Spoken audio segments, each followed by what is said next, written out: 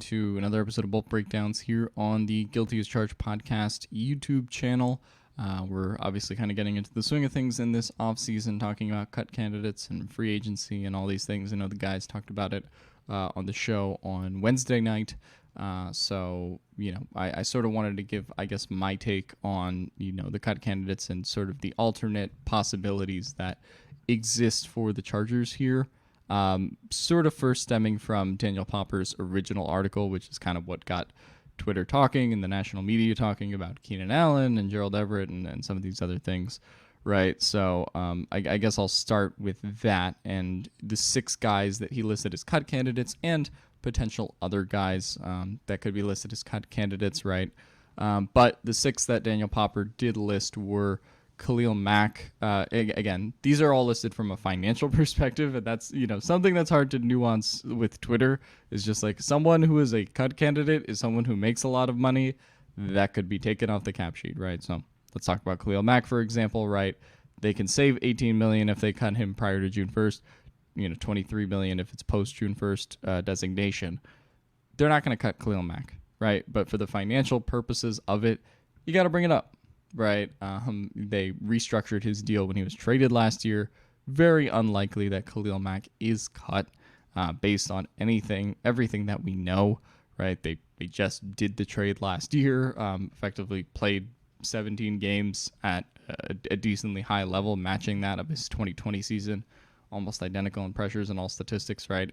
Khalil Mack is coming back. Right. And the Chargers, unfortunately, this season did not get to really follow through on their vision of Khalil Mack and Joey Bosa because of the time that Joey Bosa missed, unfortunately, with his groin injury, suffered, in the Jags game. So unfortunate, that they didn't get to see that play out. But there's no doubt that Khalil Mack is back, right? But everyone always gets on Popper about, oh, that guy's not getting cut. It's a 0% chance. It's like, well, he's got to list him for the money, right? Like you look at the cap sheet, and it's like, not that the Chargers are going to consider it, but you have to talk about the amount of money the Chargers could save by doing these things, right? The second one that he lists is Keenan Allen. This has been, I guess, by far the one on Chargers Twitter and national Twitter debate that's gotten the most controversy when you look at the entire situation, right?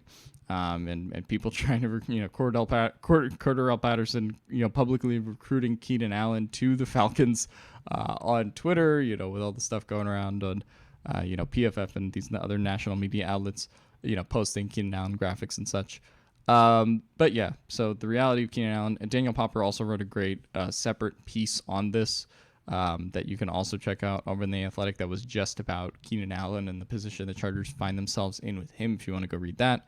But the numbers are strictly that the Chargers can save $14.8 million on the cap in a pre-June 1st designation, $17.5 million if they were to cut him with a post-June 1st designation. Something to also mention with the possibility of Keenan Allen is a trade, right, that could happen to some team. I don't know how likely a trade is relative to a cut. I do kind of think a cut is more likely just because I don't know if there's going to be a lot of teams that want to absorb $20 million of cap space into Keenan Allen after, this year where he missed a lot of time, right? Going into his age 31 season, I think there's going to be a lot of teams who are going to be like, well, we'll just draft a receiver, right? Like, so that is kind of why I think Keenan Allen is hard to trade, right? If you're kind of comparing him with guys around the league, I'm not saying, DeAndre Hopkins is better, but I think DeAndre Hopkins would kind of be a hotter name on the trade market relative to Keenan Allen as well. So I don't know if he's necessarily the top option at receiver. You can debate whether he's better than DeAndre Hopkins, but I'm just saying that, like, all of those things combined with the cap hit, his age, injuries, particularly in 2022, kind of why it's harder to trade Keenan Allen. But they can save $16.3 million if they were to trade Keenan Allen, which could result in them getting some possible draft compensation back. And then, third is Michael Davis. This is, again, one that Popper mentioned specifically because of the money and because of how we talked about it last offseason. I mean, look, there was a time where you had J.C. Jackson, Asante Samuel, and Michael Davis was either essentially your CB3 or your CB4, right? So this is why when we were talking about it so much last offseason, it was just like, look, $7.4 million, automatic, cut him, put in the bank, right? But now the Chargers find themselves in a position where Michael Davis is your CB1. J.C. Jackson may very well realistically not be able to start the season in 2023. Or if he does start the season, he may not be close to 100% coming back from that unfortunate torn patella tendon injury for him. And now you're sort of left with Michael Davis, Asante Samuel. Bryce Callahan is a free agent. I'll sort of be doing another internal free agent video for the Chargers at some point, but that's something that, they're going to have to cross that road when they get there. Was a Brandon Staley guy and did take essentially like a vet minimum deal to prove himself this year, but he's a free agent. Is Jaw Taylor going to step up into that role, right? But essentially, behind Michael Davis, there's a lot of uncertainty in that cornerback room, and so now the Chargers effectively can't afford to cut him, right? One of the things that if you really wanted to play around with it on a website like Over the Cap, you can play with a Michael Davis contract extension, which would obviously free up some money short term for the Chargers this year, as contract extensions of that nature sort of usually do. But yeah, any money you could save in that $7.4 million that cuts Michael Davis, as I sort of wrote about in my Bolt Beat article, which I'll get to in a second, it just is not worth it compared to the amount of risk that you incur by cutting Michael Davis. Matt Feiler, the Chargers financially can save $6.5 million. By cutting him, it's the same with a pre and post June 1st designation. I'll sort of get to my odds and why I think Matt Feiler is pretty easily the likeliest cut of this group, but the Chargers just have the on-roster options to replace him. It's a free $6.5 million, essentially, and you can slot some of the guys that they already have on the roster pretty easily into that slot. As Popper writes over here, of these six, I think Allen, Feiler, and Everett are the most likely. I would actually go as far as to say that Feiler is kind of far and away the most likely out of these guys, especially when you look at how Telesco's dealt with offensive linemen in the past, right? You have the Brian Bulaga situation in 2022 as a cut candidate. Trey Turner in 2021 was, in the same vein. The Chargers could save $11.3 million by cutting him. Did the same thing that offseason. And I think when you look at the position that Feiler and Trey Turner, Trey Turner was in 2021 and Feiler is now, it's a pretty similar position, honestly. And I think in that situation, the Chargers just kind of cut ties and move on. This was one that got people by surprise. Number 5, Corey Linsley. The Chargers can save $5.3 million by cutting him pre-June 1st, $10.5 post-June 1st. They're not cutting Corey Linsley, right? This is something that Popper, I think knows very clearly. This is something that I mentioned in my Bolt Beat article, right? Corey Linsley is still playing like an all-pro, top 3, top 5 center in the league, whatever you want to call it, right? And ultimately, they're not going to move on from him, but you do technically have to mention it with the amount of money that they can save up, right? But sort of adjacent to what I said about Michael Davis, the $5.3 million that you could save by cutting Corey Linsley pre-June 1st, the $10.5 million post-June 1st, is just not worth it compared to having an elite center play. And that I'll get back to that concept of like cutting versus like just saving money in a minute. But then we'll talk about Gerald Everett.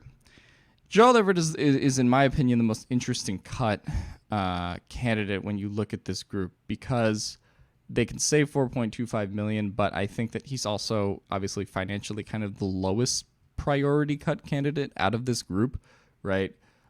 Saves them the least money by comparison, but I think that he's a move that you can sort of talk yourself into and out of, which I'll get to in a second. I did want to talk about some other guys that Steven and Tyler actually mentioned on the podcast last night, I'm not sure exactly when this video will be going up, but on their Wednesday night show, they did mention Austin Eckler. So for what it's worth, I don't like super want to get into like cut Austin Eckler discussion, because it's not happening and it's not really worth it. But technically, the Chargers could save, I believe it is around 6.5 million if they were to cut Austin Eckler, as you see over here. This number should actually be 23 million. I don't know why Over the Cap hasn't fixed it yet. So yeah, I'll just get into this really quickly. But This number over here should be 23 million in the red that the Chargers are, not 20 million based on the new league salary cap. I don't know why over the cap hasn't fixed it yet, but I'll ignore it. But essentially, if you're talking about this number being $23 million in the red for the Chargers can get to about 17 million in cap space. They save 6 million in either scenario, basically by cutting Austin Eckler. So I think that's an important thing to note, and technically as a cut candidate, like, it's true that could happen, but I think it's pretty clear that the Chargers aren't going to move on from Austin Eckler. And one of the things the guys talked about on the show, potential contract extension, right? In the same way that we talked about Michael Davis, it's a good way to open up cap space and talk about all of that stuff. Another one technically is Austin Johnson, who, obviously, unfortunately got injured. He had the same patellar tendon injury that J.C. Jackson had. I don't know if it's exactly the same, but pretty similar.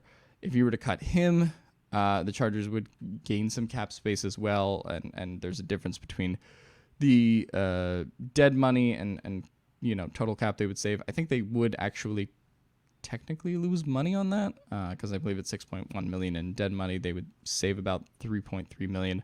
Austin Johnson's cap hit this year is supposed to be 9 million, right? So they save 3 million total. It's one that you have to talk about, but obviously not one that I think is going to happen. I think it's more likelier in the vein of Michael Davis, in the vein of Austin Eckler, that they actually would extend that player as opposed to just roll straight cut.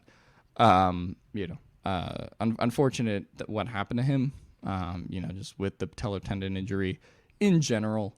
But I don't think the Chargers have any plans to move on from Austin Johnson. And right now, with Morgan Fox as a free agent, like, your interior is already kind of looking a little shaky, right? So they want to keep as many guys in that interior as possible, in addition to drafting and whatever else they're going to do in free agency. So personally, like, I don't view Austin Johnson as a cut candidate either. In the same vein of Austin Eckler, where it's just like, yeah, you can cut him, and maybe you save 3 million in the case of Austin Johnson, 6 million in the case of Austin Eckler, but the team is also markedly worse for not having these players, right? So, when the money is not as significant to save, and it would decrease, there would be an immediate path to making the team worse. It's not really a cut candidate. You consider it too much, right?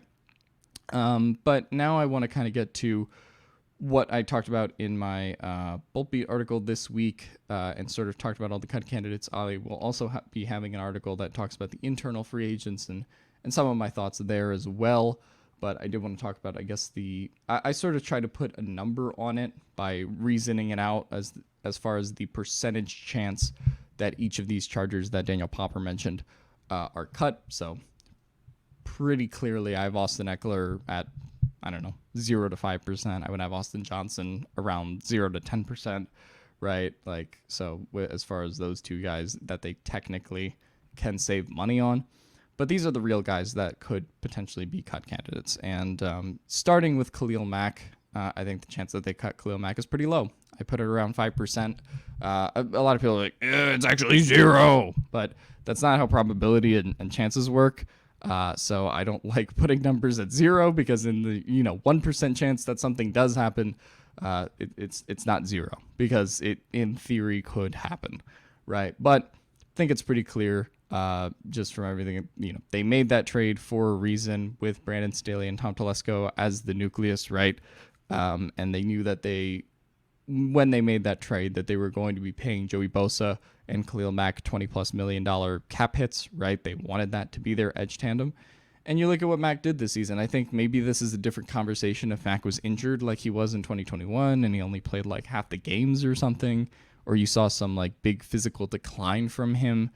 But his season's pretty identical to his 2020 season, as I wrote about here. He had 56 pressures, which is identical to his last like peak year with the Bears, where he had 57 pressures, led the team in sacks, obviously. And so ultimately, it just doesn't make a ton of sense to like cut Khalil Mack in this interest that Brandon Staley has in seeing this pass rush being what it can be.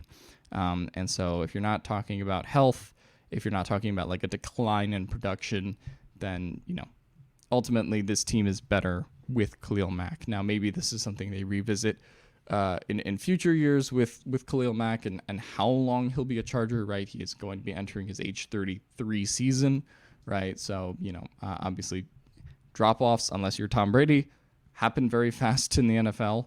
And so, you never know what the long-term could hold, especially when they pay Justin Herbert and all these things.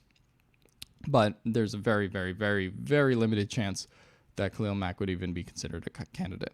So I put the number at 5%. I basically think it's pretty close to impossible. The next player that I talked about is Matt Feiler. And I sort of said, kind of transitioning. If Mack is the least likely cut on the roster, I think Feiler is the most likely. It's essentially a free $6.5 million for the Chargers, right? And, the big thing here is Jamari Salier's play and where you can plug him in at left guard.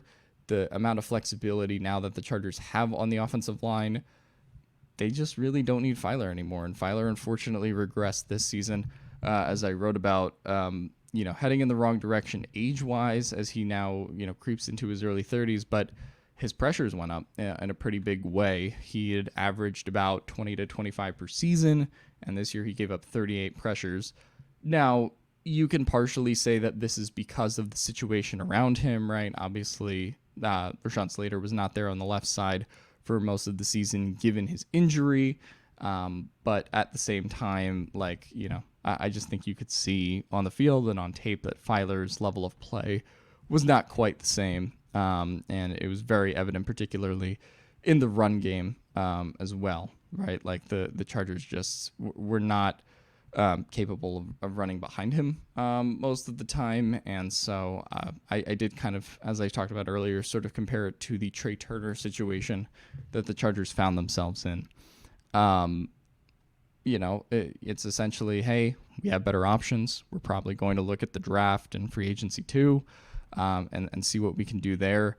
But ultimately, if you're talking about what the optimal line for the Chargers is in 2023, I know there's been talk about putting Jamari Salyer at right tackle and doing that kind of stuff, but it really is, you put Slater at left tackle, you put Jamari at left guard, you put Linsley at center, Johnson at right guard, and Pipkins or another right tackle option, which we'll talk about in the internal free agents video when we talk about Trey Pipkins. But that kind of is the optimal offensive line for the Chargers. And I just don't know if there is one that at this point includes Matt Feiler. And like I said, we talk about what they did with Brian Bulaga, you talk about with what they did with Mike Pouncey, you talk about what they did with Trey Turner. Tom Telesco has this, theory / history of when it's time to move on from that older or aging offensive lineman who might be regressing, right? So I think that's an important thing to say.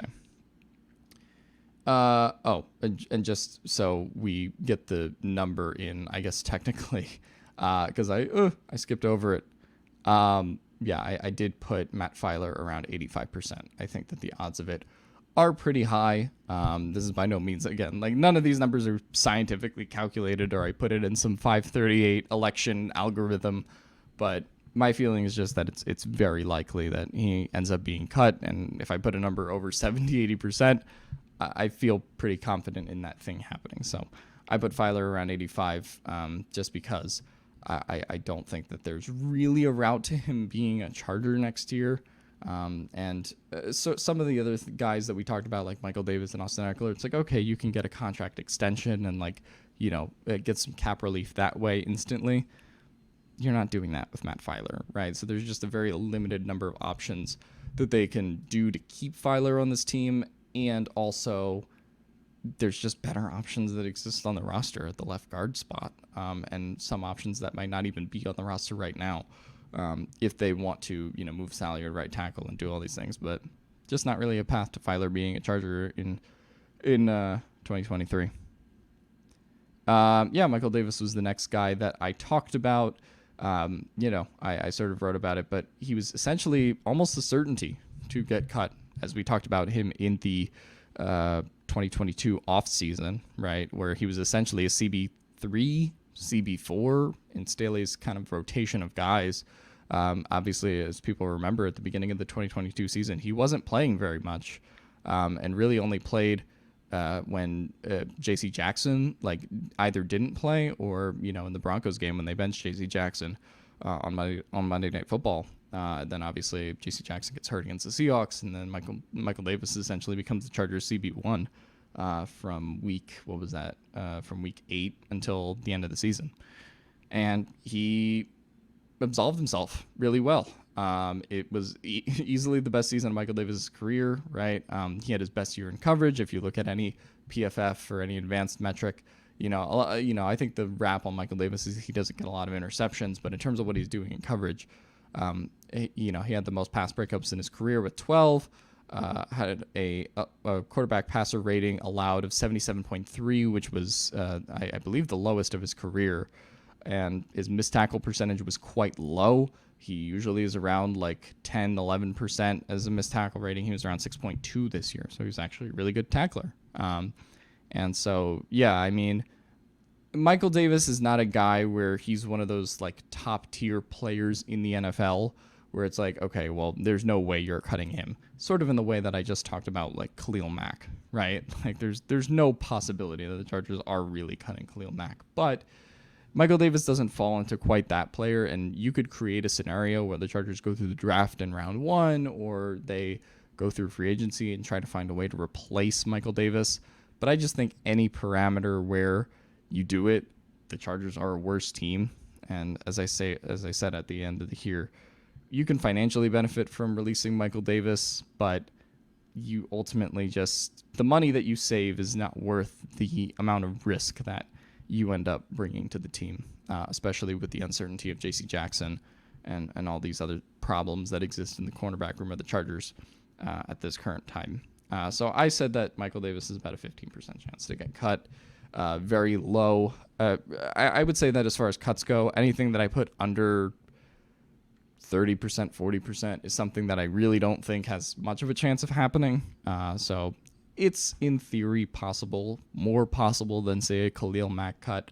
But ultimately, at the end of the day, I don't think it's likely they cut Michael Davis at all. Keenan Allen. This is the discussion that will exist for a month because we're not going to actually find out whether Keenan Allen's going to be cut till like March 15th or whenever the new league year starts. I do believe that the Chargers have always waited on cuts till pretty much the last possible moment. I know last year with Brian Bulaga, who was like one of the first cuts, I think it was like March 15th, I want to say, like 2022, when that like got announced, and all of the guys that they get cut, it's as soon as that new league year starts. I do believe it's the 15th again this year, I would guess. It's always like that Tuesday. But yeah, the debate on Chargers Twitter, unfortunately, with the slow off season, technically we're not even in the football off season yet, it will continue to go. And so, yeah, I think that Keenan Allen, for a number of reasons, is the most interesting guy to talk about. Not the cut that I actually feel the most 50-50 on. I'll get to that person later. But, I think that you have to talk about it because of obviously the time that Keenan Allen missed this year. A new offensive coordinator, does he want to add speed? Like, all of these things are sort of in a Keenan Allen discussion that me and Steven actually did a week ago, I guess, on the YouTube channel when we did that live stream. So, yeah, I mean, look, as I write here, the case for keeping Keenan Allen is pretty simple. He's been a franchise icon for the last decade, and based on how he finished the 2022 season after he came back from his injury, he's got good ball left in him, right? No one would say Keenan Allen's a top 10 receiver anymore. I think that it's just really hard to be a top 10 receiver in this league with the amount of guys that there are, but he can still play like a top 10 receiver and have games like that as a route runner, right? And obviously he has this really good connection with Justin Herbert, right? Like, the timing just has always been there for those two. And I would say even more than in the Rivers era, you see like more of them combining on particularly like big plays down the field. Now that's also partially because like Rivers' arm died towards the end of his like tenure with the Chargers. And Justin Herbert's obviously very young, has a very strong arm. But I do think that Justin Herbert and Keenan Allen have both maximized each other to an extent when they've both been on the field together. But unlike, Michael Davis, unlike some of these other players that you talk about, like, there just is, in my opinion, a more viable case, right? Depending on how the Chargers build a receiver room, right? If you want to add speed, if you want to add another dimension to this offense, it's kind of hard to do with their current structure, right? And we'll see if Kellen Moore changes what they do with personnel. But right now, what the Chargers have been doing under Brandon Staley is you essentially have your 4 starting wide receivers and you have your 1 returner, which is a DeAndre Carter or an Andre Roberts or a KJ Hill, right? Type of guy who's not going to get true playing time should everyone stay healthy. DeAndre Carter obviously got a lot of playing time this year because of the injury situation that unfolded in front of him. But when it comes to how the Chargers normally operate, right? Their top 4 receivers entering this season were really Allen, Williams, Palmer, and Guyton. Guyton gets hurt. That creates more opportunity for Carter. Palmer missed some time as well with the concussion, so that created some time. Mike Williams and Keenan Allen both missed time. But if you're kind of banking on your top 4 receivers being healthy, you're keeping Allen, Williams, and Palmer in the scenario where you're not when you're not cutting Allen, you're keeping those 3 guys.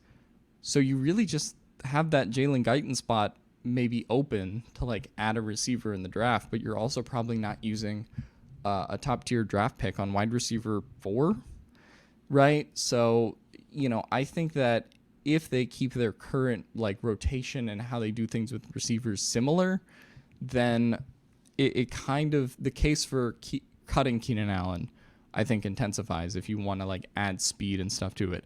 If they do truly go 6 receivers and they just kind of give Kellen Moore the keys to the car and are hey, go to the draft and take whatever guy you want, Jalen Hyatt, et cetera, then I think things change.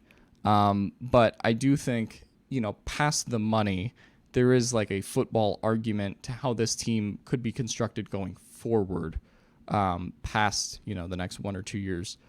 In getting a rookie wide receiver contract or, just sort of reworking this room for an era that could be past Keenan Allen, but also past Mike Williams as well, right? The thing that you have to talk about with Keenan Allen is obviously there's an out in his contract this year.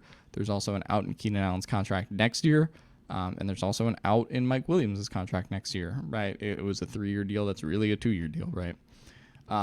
So I just think when you consider all these factors, when you consider that he's heading into his age 31 season, aging, injuries, as I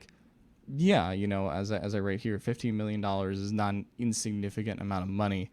And I think that that's sort of why, Popper has talked about it so much, over the years. And I got to say, stop giving Popper shit. He's just doing his job and talking about Keenan Allen, and people attack him on Twitter and do all this kind of stuff. He's just doing his job. He's supposed to write about the Chargers, and he's writing about the Chargers, and then people are still mad at him for bringing up cutting Keenan Allen when it is a possibility. And and then if the Chargers don't cut Keenan Allen, people will attack him and be like, why did you ever bring this stupid idea up? But it's just he's just doing his job, guys. The same as, what we do on the podcast or what we do on any of our platforms. We're just bringing up what is a possibility when you have to look at the cap sheet. And it is a possibility when you kind of look at how the Chargers are being constructed as a whole.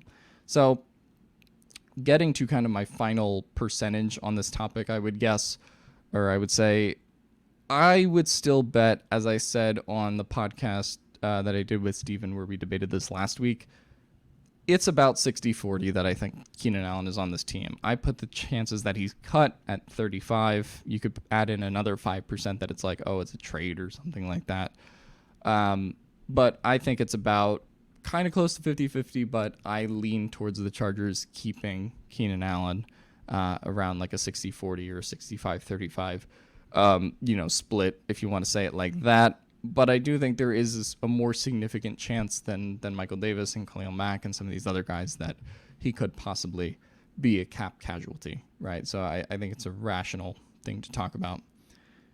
Corey Linsley, not getting cut.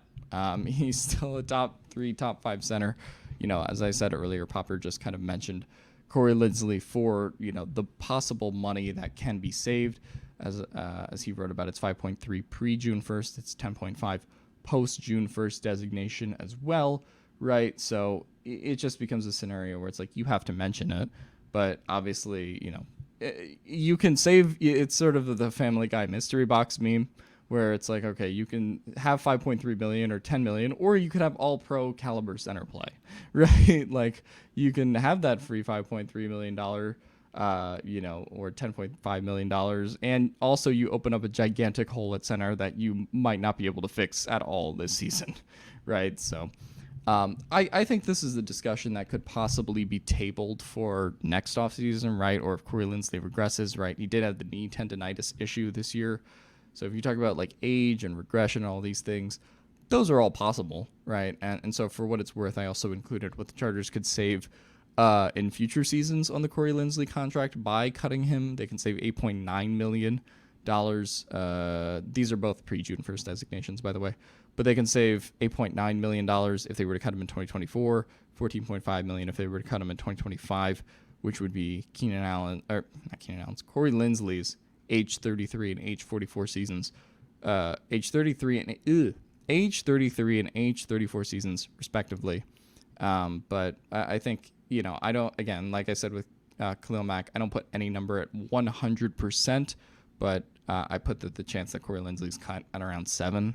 Like, I think it's maybe slightly higher than Khalil Mack, but also still pretty close to impossible. I think that when we talk about restructures, and maybe I'll do a separate video on this when I talk about the internal free agents as well, Corey Linsley is definitely a restructure candidate because I think they are planning on keeping him around for the long term, like we've talked about with Joey Bosa and all these guys that could possibly be restructured this year.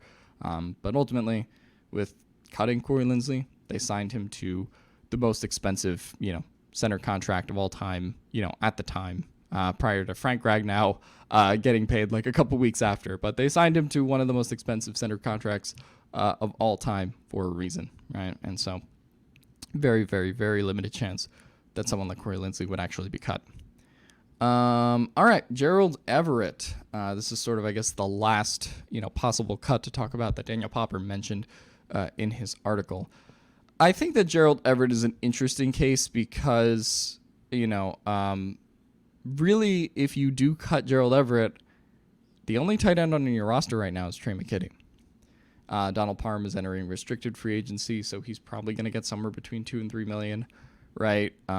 But you're playing it pretty risky there. Now, it's worth pointing out that they could probably get Parham back for a little cheaper than what the price hit is for Gerald Everett right now. Maybe that plays into their thinking here, but at the same time, are you banking so much on a first or second round tight end in the draft that you're willing to let Gerald Everett walk, right? Gerald Everett also probably depends on like what you do with your other moves, right? How many restructures are the Chargers going to do, right? If the Chargers do 1 or 2 restructures, I think cutting Gerald Everett is a little bit more likely to save money. If the Chargers are really aggressive in restructuring and do 2 or 3, 4 restructures, then, maybe it is a little bit more likely that he stays. Plus, it also depends on your other moves, right? If you save that $14 million by cutting Keenan Allen and do 1 or 2 restructures, then cutting Gerald Everett is no longer necessary, right? But it's very dependent on the path that the Chargers choose to go down, right? So Gerald Everett is kind of, in my opinion, when we talk about the cut candidates, the last domino to fall, depending on what they decide to do with the rest of the guys who are cut candidates. He sort of is like the last decision that you make there. But essentially, it works as like, okay, we can either have like, if we haven't opened up a ton of money through restructures and cuts, then we can save this, free $4.25 million. If not, then I'd rather, keep Gerald Everett, right? In that case, if we have done enough financially outside of him, right? Because Gerald Everett played well this year, man. I don't think people like totally give him enough credit. I know there's been like discourse on like how good was he actually this year, but like, he was a great blocker. He essentially set offensive records for himself in receptions and yards and all these things. And with all the time that Donald Parham missed and the fact that Trey McKitty didn't take another step forward, like this team probably would have been kind of doomed without Gerald Everett at the tight end position. Maybe they just viewed him as like a stopgap tight end in the same way that they did with Jared Cook. And that's honestly, if we were looking at the cap sheet right now, how Telesco built his contract. But if you can get cheap tight end play that's good for $4.25 million here, I think you take it, and I don't think that precludes the Chargers from drafting a tight end in the first round with Gerald Everett heading into the last year of his deal, right? You can still draft a Michael Mayer or Dalton Kincaid or any of these guys that we talk about in the first, second, third rounds of the draft if you want, and also keep Gerald Everett. So that's kind of where I lean with it, just because we didn't really see a lot from Trey McKitty, and unfortunately Parham is a free agent that has missed a lot of time, as high as his potential has been with the Chargers. So for me, I think that cutting, or just straight up like cutting Gerald Everett would be like kind of harsh, but again, like it depends on their other moves. If you keep Keenan Allen, I think cutting Gerald Everett is probably a little bit more likely.